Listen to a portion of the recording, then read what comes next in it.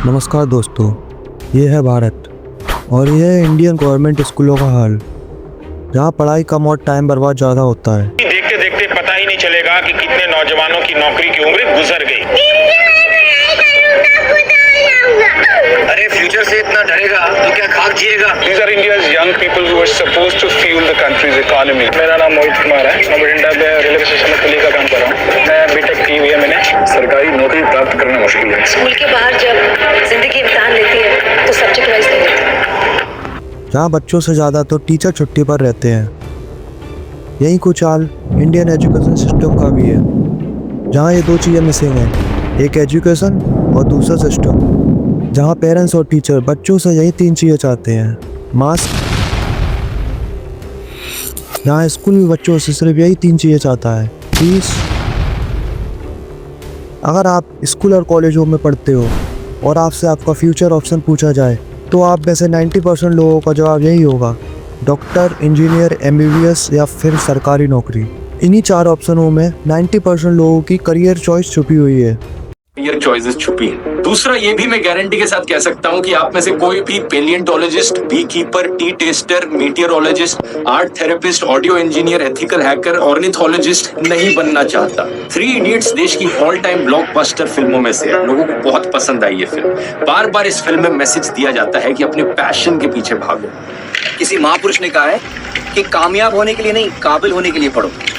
Success के पीछे मत भागो, एक्सेलेंस का पीछा करो।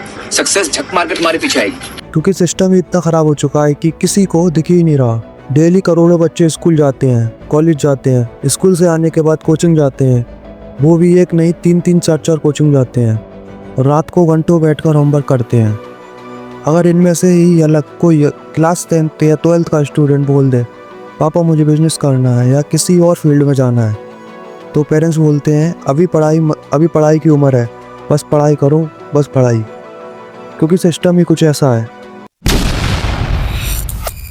आपको पता है, वर्ल्ड पॉपुलेशन में इंडिया 2nd रैंक पर आता है और GDP के मामले में 4th रैंक पर अगर यही बात करें एजुकेशन सिस्टम की तो इंडिया 43 रैंक पर आता है। क्यों? क्योंकि हमारे स्कूलों में हमें रटना सिखाया जाता है, ना कि रास्ता, कि हमें क्या करना है, कैसे करना है।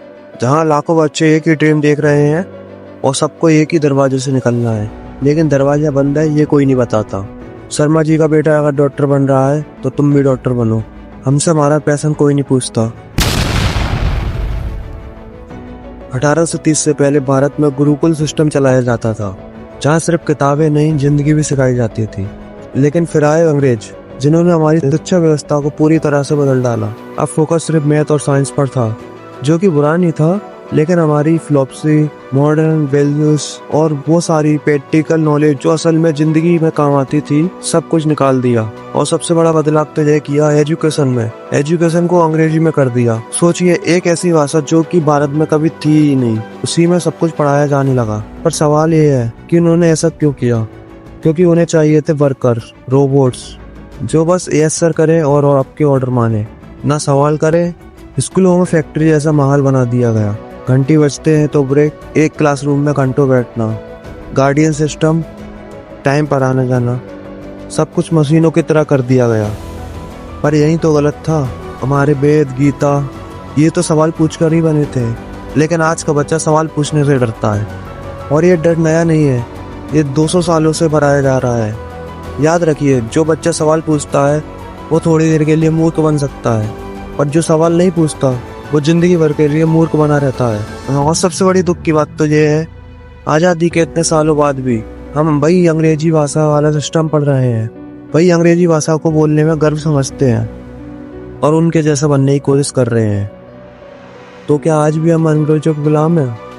आपको एक बात जानकर हैरानी होगी कि आज भी ऑल इंडिया में जितनी 90% पॉपुलेशन है, उसके हिसाब से आज भी 90% लोग ऐसे हैं जिन्हें ना तो इंग्लिश बोलना आती है और ना ही लिखना। अब आप इसी बात से समझ सकते हैं कि इंडिया की एजुकेशन सिस्टम का क्या हाल है। और साथ ही आज भी लोग एक छोटी सी जॉब पाने के लिए घंटों लाइन में लगे रहते हैं, जिसमें ना तो अच्छी सैलरी है और ना पक्का है कि जॉब मिल ही जाएगी, क्योंकि इंडिया में अनएम्प्लॉयमेंट कुछ ज़्यादा ही बढ़ गया है। तो दोस्तों, अगर आपको अनएम्प्लॉयमेंट पर भी एक वीडियो चाहिए तो कमेंट करें। साथ ही अगर आप चाहते हैं कि मैं इस वीडियो का सेकंड पार्ट लाऊं तो वीडियो में कमेंट करें पार्ट 2। मिलते हैं अगली वीडियो में।